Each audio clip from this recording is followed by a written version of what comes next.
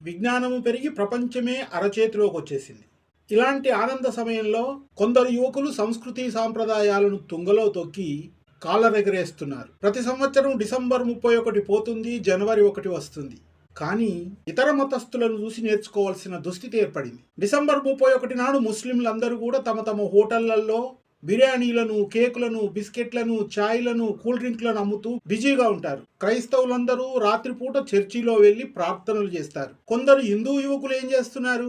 పీకల దాకా తాగి ఊగి డ్రంక్ అండ్ డ్రైవ్ లో దొరకబడి జైలు పాలో లేదా ప్రమాదంలో ప్రాణాలు కోల్పోవడం జరుగుతుంది. వారి కన్నవారి కడుపుకు కోతను మిగులుస్తున్నారు. పెళ్ళైన వారైతే భార్యా పిల్లలకు దూరం అవుతున్నారు.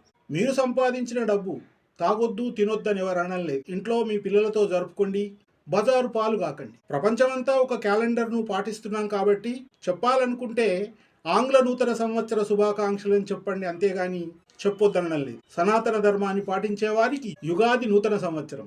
యుగాది నాడు తాగుతూ ఊగుతామా? యుగాది నాడు నూతన సంవత్సర శుభాకాంక్షలు తెలపండి. ఇకనైనా కళ్ళు తెరవండి, లేకపోతే మన పిల్లలు అనేక కష్టాలు అనుభవించాల్సి వస్తుంది.